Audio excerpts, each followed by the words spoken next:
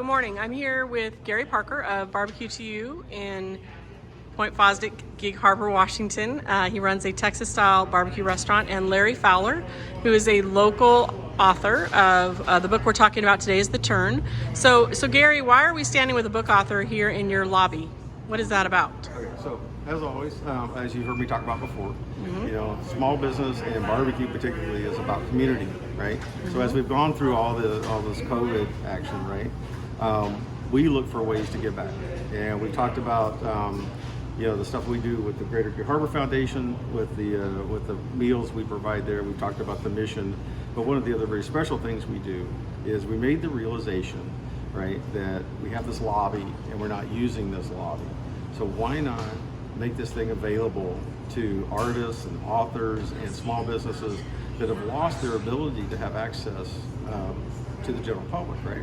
Because people are coming in here to get food anyway, right? And they're waiting on their fries or their pickles or whatever, what have you, that the boys are making. Right? And you're not using your dining room. And we're not using the dining room. So we set them up, all right, so that you know, there's something for people that are waiting to do, right? It all meets the COVID rules, right? Because then we can talk and have interaction, but at the same time, these guys who can't go to their street fairs, who can't get out to the public, have an access point. All the community events that we usually would have been having. Right. So Larry, you're a local author and you're used to being able to market yourself within the community events like Gary is referring to. So has COVID hurt you in your ability to sell your books? Well, it did up until the time that Gary opened his lobby. This is our high season, and I think most of these restrictions started in March. That's just when we're getting off the ground and getting ready to do our season openers. I must have done a half dozen or more festivals last summer, and none of them were accessible this year. In this restaurant, we can come, we can socially distance as we interact with people. We can sell books. We can have conversations about our experience as writers. It's pretty perfect.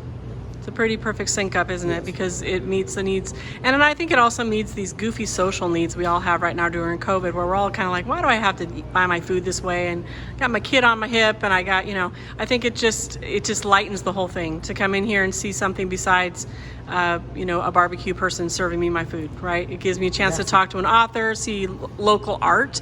There's been chances to buy glasses in here. I mean, there's been a huge variety of things. And so this isn't the first time you've been here, though. I talked to you about a month ago, and you were here waiting for this book to come out, I believe. Yes, exactly right. And this is my second time. I had sales equal or better than I've had in any festival. You've had sales better or equal than your festival, yeah. So I've heard similar things from myself about my own business. I run a marketing business, and also from my realtor friends. We almost feel self-conscious about being too Pollyanna on the videos, because it's like, I know we're in a major pandemic, but my business is going really well. Yes. So I keep hearing this. I think there's pockets of businesses that are just figuring out with creativity how to thrive in this thing. It's, you know, it's kind of like that old saying. I think Gary actually has it on his wall, that adversity breeds opportunity, right?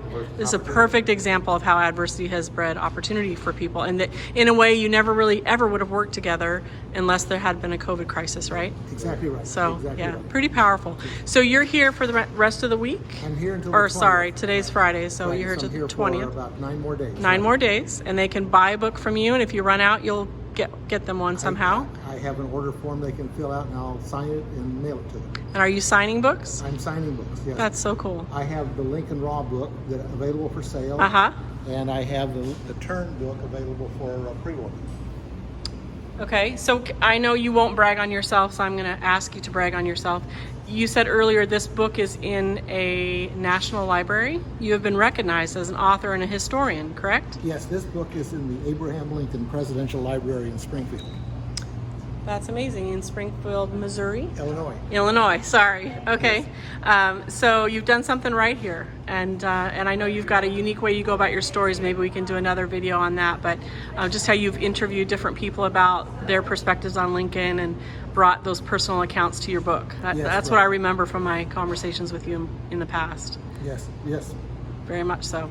Well, thank you so much. It's good to see you both, Larry and Gary, and it's great to see this local community partnership here in the lobby. I have to credit Lucy Raw because I know that she's a marketing professional that works for Gary, and this was her idea that she probably bugged Gary about for a while, and then he finally said, I've got a name for it now. It's called Books and Barbecue. Books and Barbecue is the name of it. It's something that's been created out of the COVID challenge. So COVID challenges, right? yeah, Lucy Raw is a talented idea person for sure.